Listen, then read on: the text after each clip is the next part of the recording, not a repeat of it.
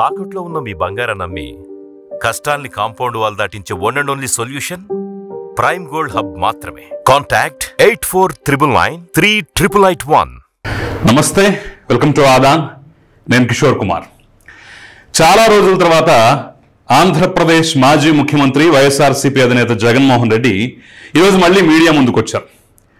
ఆయన ఇచ్చినటువంటి స్టేట్మెంట్లు, అందులో ఉన్నటువంటి అంటే ఆ ప్రెస్ మీట్లో ఉన్నటువంటి కొన్ని ఆణిముత్యాలైతే ఇప్పుడు సోషల్ మీడియాలో పెద్ద ఎత్తున వైరల్ అవుతున్నాయి. అవన్నీ సరే కాసేపు పక్కన పెట్టు, నువ్వు పెట్టిన థంబ్నెయిల్ ఏంటి, ముందు దానికి వివరణ ఇవ్వు అని చెప్పేసి అంటారా? ఆ కామెంట్ ఎవరు చేశారు ఏంటి అనేది నేను ఈ వీడియోలో క్లియర్గా చెప్పే ప్రయత్నం, విస్పష్టంగా విశ్లేషించేటటువంటి ప్రయత్నం అయితే చేస్తాను. కాబట్టి మీరు ఎక్కడా స్కిప్ చేయొద్దు, మొత్తం చూడండి. జగన్మోహన్ రెడ్డి ఇచ్చినటువంటి స్టేట్మెంట్లు, అందులో ఉన్నటువంటి ఆణిముత్యాలు, చెప్పినటువంటి అబద్ధాలు, అవి అబద్ధం అని చెప్పడానికి సాక్ష్యాలు, ఆధారాలు అన్ని క్లియర్గా వీడియోలతో సహా నేను ఇక్కడ చూపించేటటువంటి ప్రయత్నం అయితే చేయబోతున్నాను. కాబట్టి ఎక్కడా స్కిప్ చేయొద్దు, మొత్తం చూడండి. చూసిన తర్వాత మీ అభిప్రాయాన్ని కమెంట్ రూపంలో తెలియజేయడం మాత్రం అస్సలు మర్చిపోవద్దు. మొదలు పెట్టడం ఒక అద్భుతమైనటువంటి ఒక దిక్కుమాలిన కామెంట్ తోటి జగన్మోహన్ రెడ్డి మొదలుపెట్టాడు. ఎందుకు ఈ మాట అంటున్నానంటే, ఆయన ఈరోజు ప్రెస్ మీట్లో మాట్లాడినటువంటి మాట, సీఎం చంద్రబాబు దేంట్లోనైనా దూకి చావచ్చు అంటూ సంచలన వ్యాఖ్యలు చేశారు. సీఎం చంద్రబాబు నువ్వు దేంట్లోనైనా దూకి చావచ్చు కదా అని చెప్పేసి అన్నాడు జగన్మోహన్ రెడ్డి. కాబట్టి దీన్ని దిక్కుమాలిన దరిద్రపు కొట్టు నీచపు స్టేట్మెంట్ అనటంలో తప్పేమన్నా ఉందా? లేదు కదా. రాజకీయాల్లో విమర్శలు ప్రతి విమర్శలు, పాలక పక్షాలు ప్రతిపక్షాలు, వాళ్ళ మధ్య గొడవలు, రచ్చరభస ఇవన్నీ మనం చూస్తూనే ఉంటాం. చావులు, బావిలో దూకొచ్చు కదా, మన బావిలో దూకొచ్చు అన్నాడు, ఇప్పుడేమో బావి అంటే నువ్వు దూకొచ్చు కదా అంటారని చెప్పేసి దేంట్లోనైనా దూకి చావచ్చు కదా అని చెప్పి same script, just day to change అన్నట్టుగా ఈ వ్యవహారం అంతా ఉందన్నమాట. మరి ఇలాంటి స్టేట్మెంట్ ఇచ్చిన తర్వాత మరి ఇది ట్రోల్ అవ్వకుండా ఉంటుందా? విమర్శలు రాకుండా ఉంటాయా? ఒకరు తిట్టినందుకు 4 తిట్టకుండా ఉంటారా? అక్కడి నుంచి ఈ రచ్చ ఈరోజు మొదలైంది. ఎందుకు మరి ఇలాంటి స్టేట్మెంట్ ఇచ్చారంటే అటెన్షన్ డైవర్షన్ కోసం.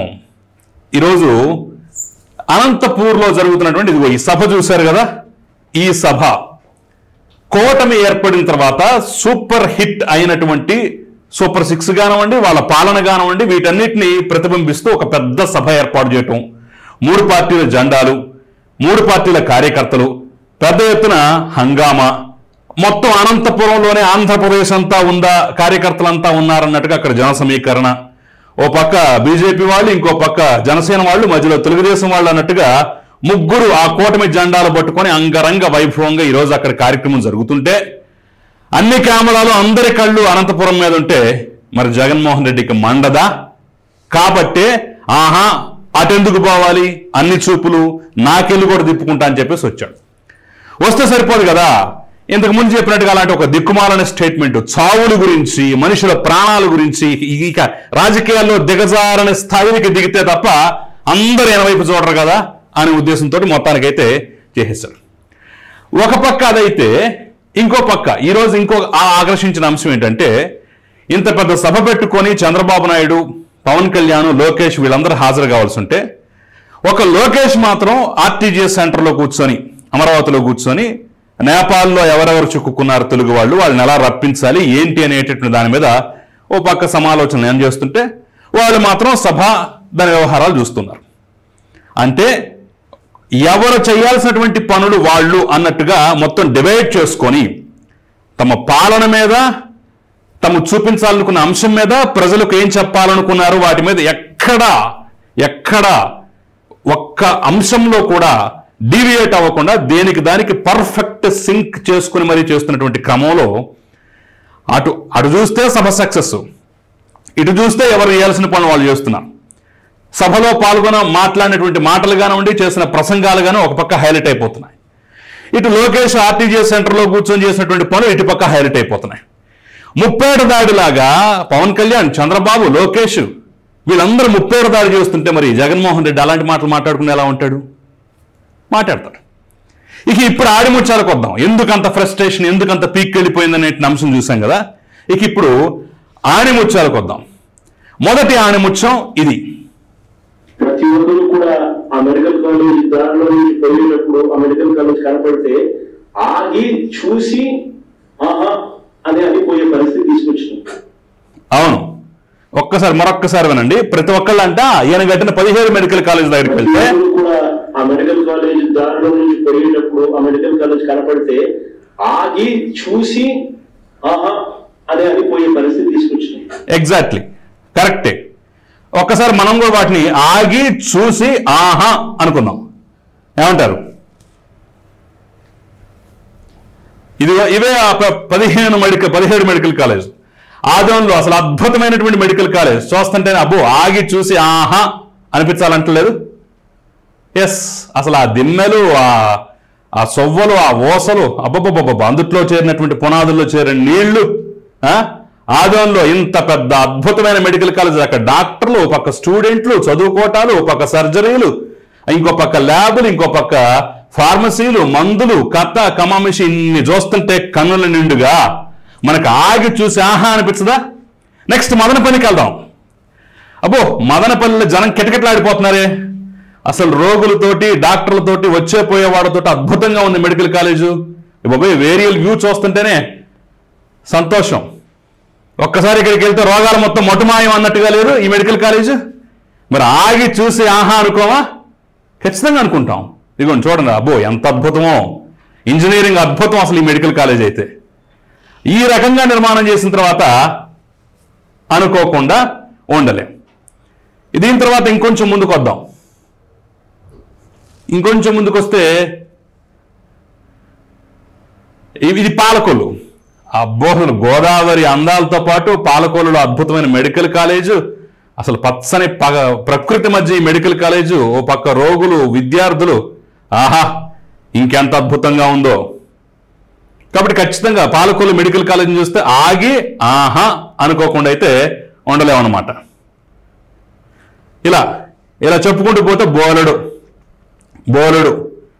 ఇగో ఇది పెనుగొండలో అనుకుంటాను. అబ్బో, అసలు ఇంకా అద్భుతం ఇది. ఆ పక్కన కొండ, ఆ వ్యూ, ఆహా. ప్రస్తుత మంత్రి కూడా వెళ్ళారు. మరి ఇంత అద్భుతమైనటువంటి మెడికల్ కాలేజీల నిర్మాణం జరిగిన తర్వాత జగన్మోహన్ రెడ్డి చెప్పినట్టుగా ఆగి ఆహా అనుకోకుండా ఎందుకుంటారు? అలా అనుకునేలా చేస్తున్నారు కాబట్టి, అబ్బో ఎంత బాగా కట్టాడని చెప్పేసి అనుకునేలా చేస్తున్నారు కాబట్టి ఈ ఫ్రస్ట్రేషన్ తన్నుకొస్తుంది. ఎంత అబద్ధమో, ఎంత పచ్చి అబద్ధమో తెలియట్లేదా? చాలా క్లియర్గా. ఇక ఎంత మించిన అబద్ధం ఇంకోటి ఉంది, అది కూడా చూపిస్తాను. ఒకటి చెప్తా ఉన్నా, ఎవరైనా టెండర్లలో పార్టిసిపేట్ చేయండి, ఎవరైనా రాండి, కానీ ప్రతి ఒక్కరికి వార్నింగ్ ఇస్తాను. రేపు పొద్దున మేము వచ్చిన తర్వాత రద్దు చేస్తాం, మళ్ళీ వెనక్కి తీసుకుంటాం. ఇది మాత్రం ఖచ్చితంగా. ఇది అది ఖలేజా సినిమాలో అంటాడు కదా, ఏదో నీకు బాగా మదం ఎక్కిందిరా గోవర్ధన అని చెప్పేసి డైలాగ్ ఉంటుంది కదా, సేమ్ ఆ టైపులోనే. రేపు అధికారంలోకి వచ్చిన తర్వాత అంట ప్రతి ఒక్కటి రద్దు చేస్తారంట, వెనక్కి తీసుకుంటారంట. మరి ఇది బెదిరింపు పక్క, ఏదో రౌడీలు, గోండాలు చేసేటటువంటి వ్యవహారం అన్నమాట. ఎందుకంటే కూటమి ప్రభుత్వం వచ్చిన తర్వాత షిరిడి సాయి కానివ్వండి, మేఘావాళ్ళకి కానివ్వండి, ఇంకా కాంట్రాక్ట్లు అలాగే కొనసాగిస్తూ ఉన్నారు కదా, వేటు వేయలేదు కదా. కాబట్టి అలుసు జగన్మోహన్ రెడ్డికి కొంత వెళదే తప్పుందనుకోండి. ఈ రకంగా బెదిరిస్తూ ఉంటే ఇంకా నెక్స్ట్ జనాలు ఏం చూసి నమ్మకంతో ఓటేయాలి? టెండర్లు ఎవడైనా ఏంటి, నేను వస్తాను, రద్దు చేస్తాను, అది చేస్తాను, ఇది చేస్తాను అని చెప్పేసి పక్కాగా ఒక ఆకు రౌడీలాగా, వీధి రౌడీలాగా బెదిరిస్తూ ఉంటుంటే ఇంకా మార్పు రాకపోతే ఎలా? ఎందుకింత ఫ్రస్ట్రేషన్ అయ్యా అంటే కారణాలు సుస్పష్టం. ఒకటి, కూటమి సూపర్ హిట్ అనేటటువంటి నినాదంతో సభ పెట్టడం, రాష్ట్ర వ్యాప్తంగా అటెన్షన్ మొత్తం అటే ఉండటం, దాంతో పాటుగా నిన్న పెట్టినటువంటి ఆ అన్నదాత సంబంధించినటువంటి ఆ భేరో ఏదో ఉంది, అది అట్టర్ ఫ్లాప్ అవటం.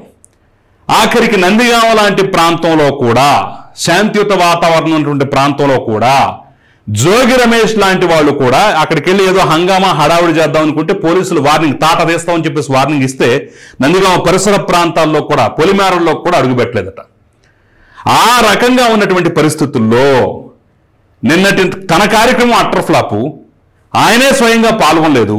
ఈ రోజు వెంటనే కూటమి ప్రభుత్వం కార్యక్రమం తీసుకుంది, అది సూపర్ హిట్ అయింది.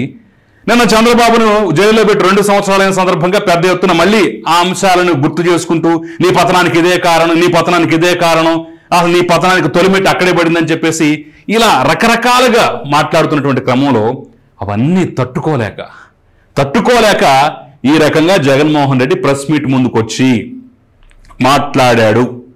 మాట్లాడుతున్నాడు. రేపటి రోజున ఇలాంటి కార్యక్రమాలు జరిగితే ఇంకా మాట్లాడతాడని చెప్పేసి బల్లగుద్ది చెప్పొచ్చు. ఎందుకంటే ఎక్కడైనా చిన్న అసంతృప్తులు ఉన్నా సరే వాటిని కవర్ చేస్తూ కూటమి ఇదిగో ఇలా ముందుకెడుతోంది. ఈరోజు చంద్రబాబు కొత్తగా అనౌన్స్ చేసినటువంటి అంశం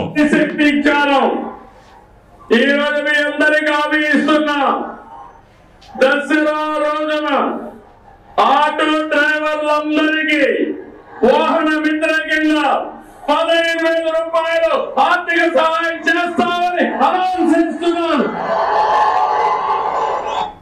సో ఇదే ఆటో డ్రైవర్లకు జగన్మోహన్ రెడ్డి సర్కార్లో 10,000 ఇస్తే మేము 15,000 ఇస్తాం. ఎందుకు? స్త్రీ శక్తి కింద మేము ఉచిత బస్సు ప్రయాణం పెట్టడం వల్ల మీకు ఎంతో కొంత నష్టం ఉంది కాబట్టి దాన్ని కవర్ చేసేందుకో, లేదంటే మమ్మల్ని సంతృప్తి పరిచేందుకో, లేదంటే ఏదో ఒక ఆర్థిక భరోసా కల్పించేందుకో 15,000 రేపు దసరా సందర్భంగా ఇస్తున్నాం అని చెప్పేసి అనౌన్స్ చేసినటువంటి నేపథ్యంలో ఇక పడేటటువంటి నెక్స్ట్ ఆ ఓట్లు కూడా ఆటో కార్మికులు ఇలాంటి వాళ్ళని మనం రచ్చగొట్టి గిచ్చి మన వైపు తిప్పుకుందాం అనే ప్రయత్నం కూడా అడ్డంగా గండిపడుతున్నటువంటి క్రమంలో ఈ ఫ్రస్ట్రేషన్ వెల్లువలాగా వస్తోంది. ఆ వస్తున్నటువంటి క్రమంలోనే ఫైనల్ కంక్లూజన్ ఏంటయ్యా అంటే ఇది. అసెంబ్లీకి ఎందుకు రావు అంటే ఆయన చెప్పిన సమాధానం. Ending the session and raising the points which you have raised today to the public, to the media, and to the government itself. Will you be raising the issue in the assembly session, your MLAs and you also, as you have come up here today in press conference? The stand doesn't change. We've been asking every time. This is probably nth time I've been talking about the same thing. So what is the point? You asking me the same thing, me saying the same thing. Yes, అది ఎన్నిసార్లు అడిగినా అదే చెప్తే ఎన్నిసార్లు అడుగుతావా బాబు, అసెంబ్లీకి నేను రాను, నా స్టాండ్ మారదు అని చెప్పేసి. సో రఘురామకృష్ణరాజు చెప్పినట్టుగా రేపు 18 నుంచి అసెంబ్లీ సమావేశాలు ప్రారంభమవుతాయి. ఈసారి కాకపోయినా నెక్స్ట్ టైం అయినా సరే 60 రోజుల గడువు పూర్తయిపోతుంది. పులివెందులతో సహా మిగిలిన 10 స్థానాల్లో కూడా వాళ్ళందరికీ అనర్హత వేటు, ఉప ఎన్నికలు ఖాయం అనేటటువంటి అంశం జగన్మోహన్ రెడ్డి సమాధానంలోనూ, ఆయన ముఖ కవళికల్లోనూ, ఆయన హావభావాల్లోనూ స్పష్టంగా కనిపిస్తోంది. ఇది ఫైనల్గా. సో ఇన్ని అంశాలు ముడిపడ్డటువంటి ఈరోజు ప్రెస్ మీట్ కానివ్వండి, లేదంటే ఈరోజు కూటమి సభ కానివ్వండి, ఈ రెండింటిని మిక్స్ చేస్తూ నేను చేసిన విశ్లేషణ ఎలా ఉంది, మీకు ఎలా అనిపించింది? కమెంట్ రూపంలో తెలియజేయండి. Thank you.